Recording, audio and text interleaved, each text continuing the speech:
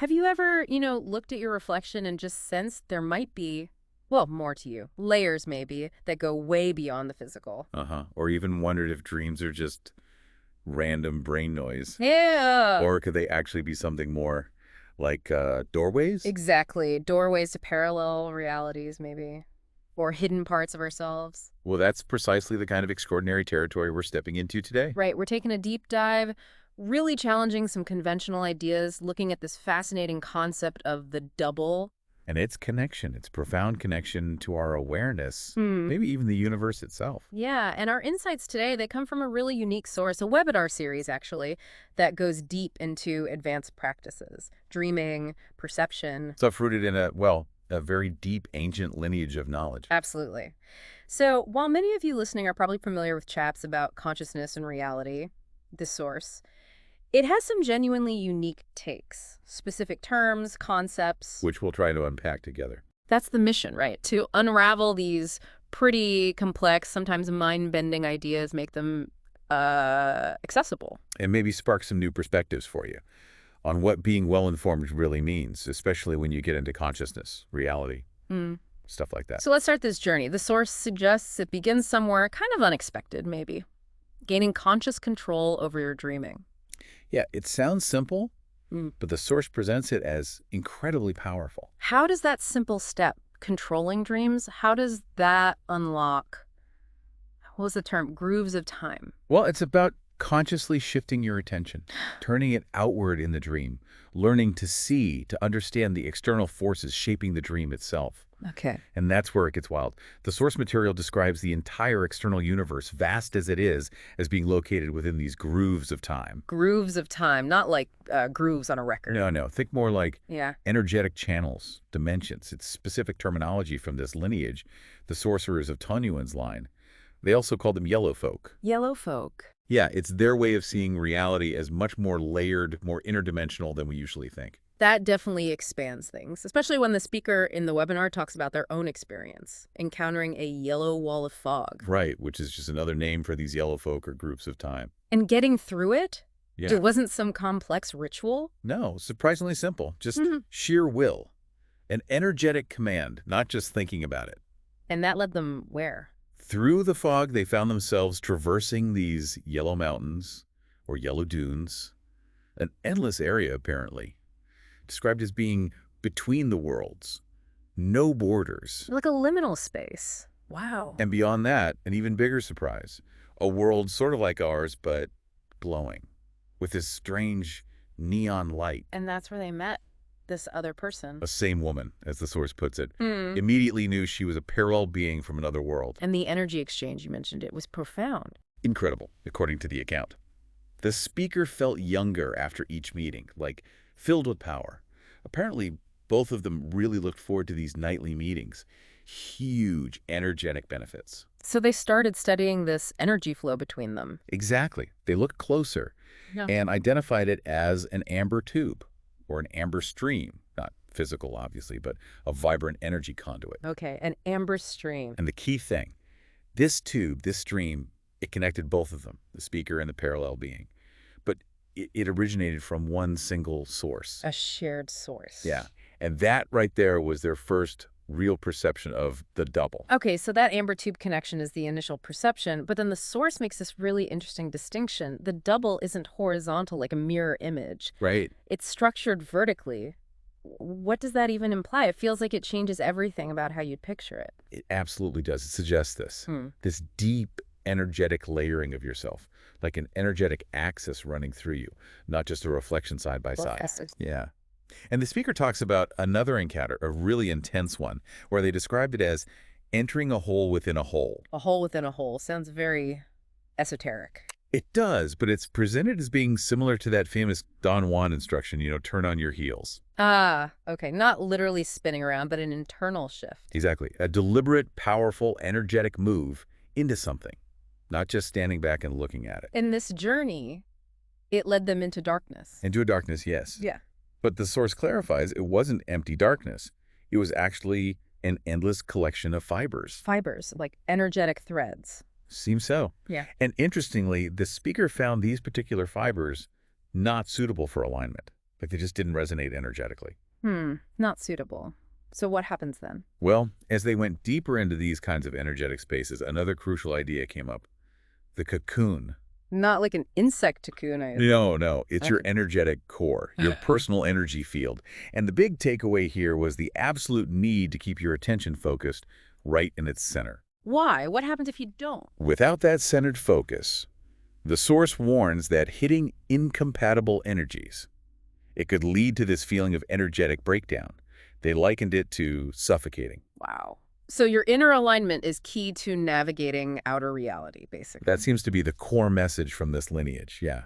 It dictates what you can handle energetically. And this place they traveled to, it was different from our world, energetical. Radically different. Our world, the source says, has two sources, two exits of energy. Kind of limited, maybe? Yeah. But this place, it had 8 sources of energy. These powerful streams formed many worlds. 8 sources. Yeah, and aligning with them brought this huge surge of energy. Completely changed their experience. Okay, this next bit sounds really fascinating, almost strange. The game the doubles were playing. It is quite strange. The speaker observed these other doubles contemplating their projections. Projections of what? Themselves. Reality. It seems like projections of intent, maybe? The game worked like this.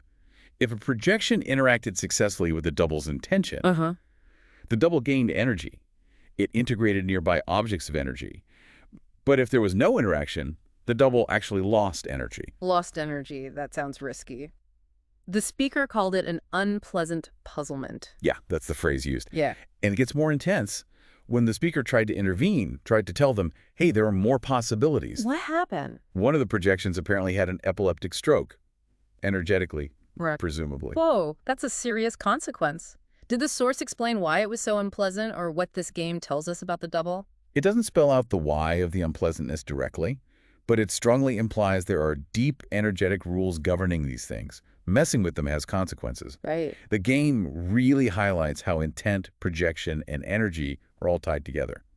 Which brings us to a really key point in the source's narrative, the year 2012. 2012 always comes up in these kinds of discussions. Well, in this context, it was when the speaker and their group apparently fully understood the nature of these energetic formations.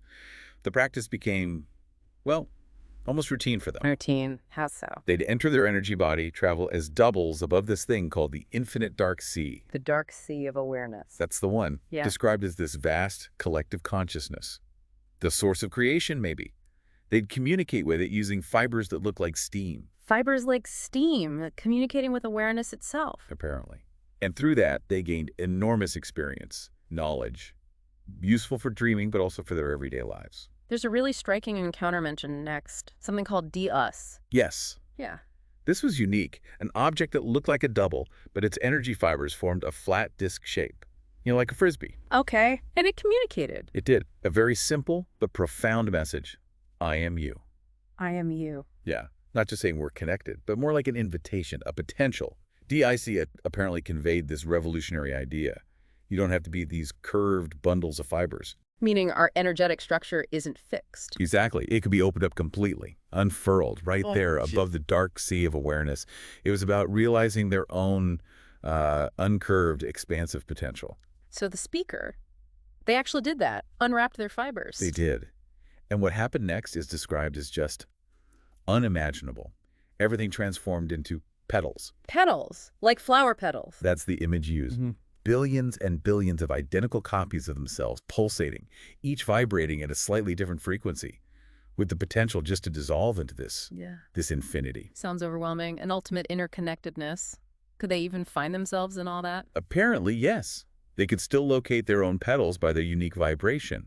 And in that state, described as complete fascination, an idea arose. An idea. An impulse to help the planet Earth. And how did the petals react? With delight, apparently. Yeah. But they also asked, what exactly is the Earth, planet Earth? Which suggests, very different frame of reference. Definitely a different perspective. So what happened when they gathered back into a bundle of energy? Did the petals come too? Some of them chose to join, yes. And leading up to that significant date, December 21st, 2012, they learned something new. How to manipulate these sequences of petals. Which were structured like cards in a deck. Yeah, that's the analogy. They learned to turn them around outside. Turn them around outside. What does that mean, practically? How did it affect things? Well, it meant reorienting these energy structures. It allowed them to interact with the universe, influence it in a totally different way than a fixed, curved energy body could. So more direct influence. Much more direct. It gave them an active role in shaping reality, even creating things within their dreams, directly affecting the fabric of existence, according to the source. This sounds like it was all building towards something big. The source talks about a battle in 2012. They formed their doubles into a disc shape, like DISC.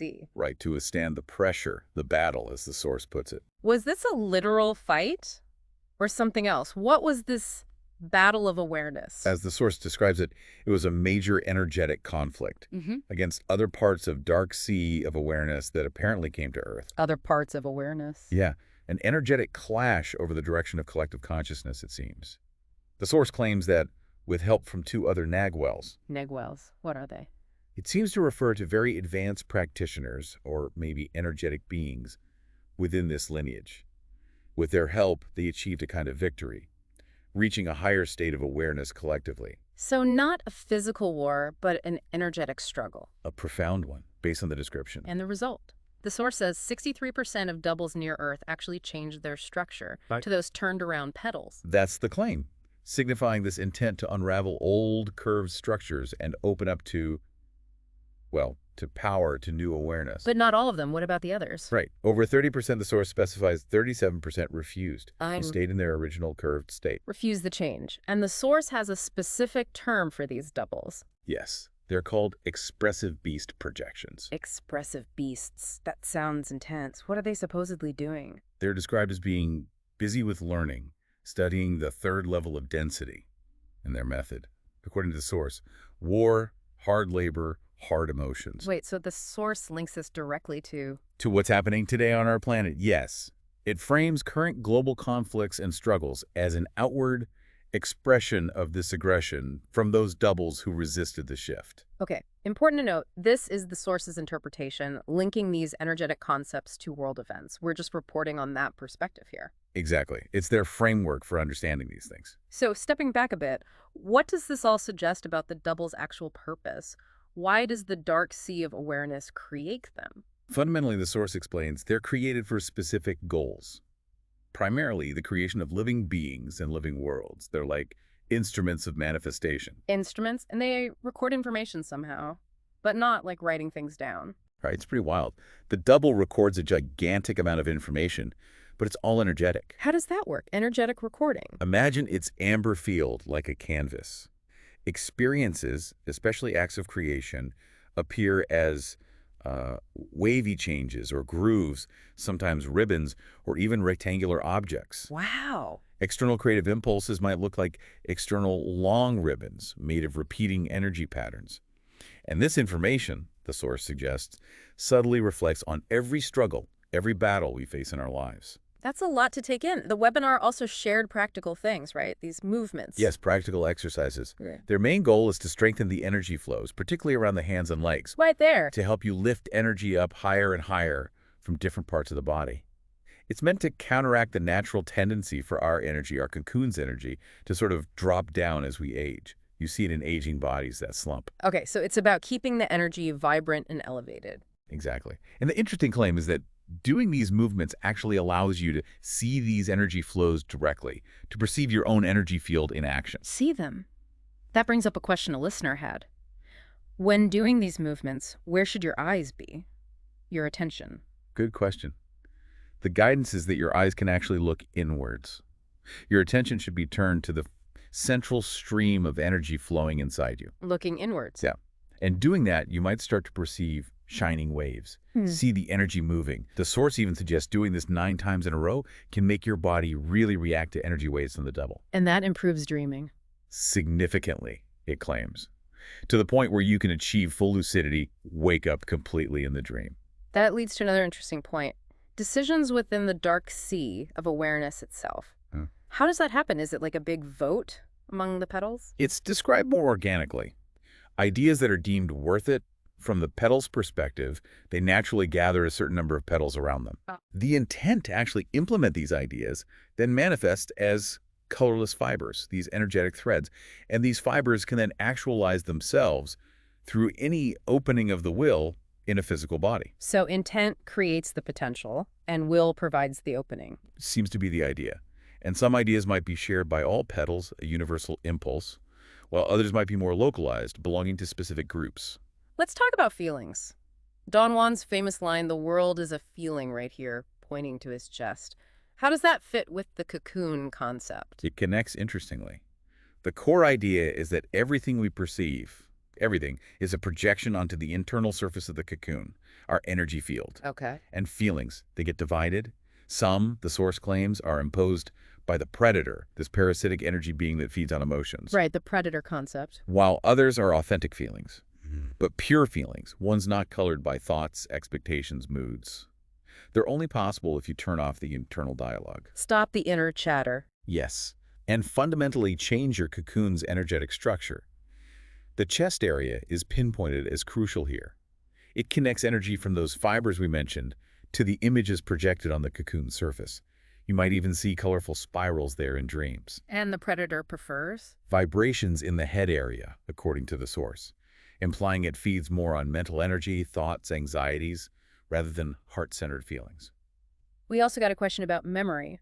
Someone was concerned that doing these practices, the movements, recapitulation, could it erase your memory? That's a valid concern. The source addresses it directly.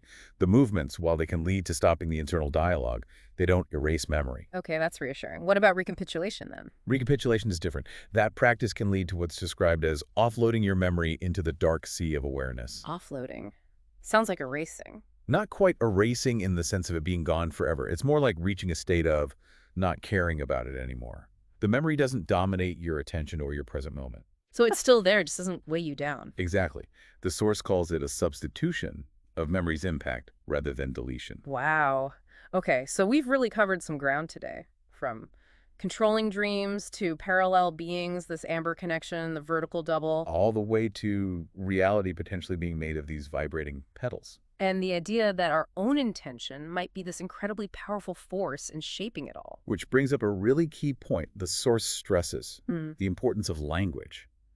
Using a new syntax or a correct dialogue to talk about your reality. How does changing your words change things? The idea is that widening your speech about reality, using these new concepts, inherently widens your actual possibilities. It fosters evolution. But not Darwinian evolution, right? Yeah, not biological. The evolution of awareness, which the source describes as the fundamental power driving all existence forward. So maybe a final thought to leave everyone with.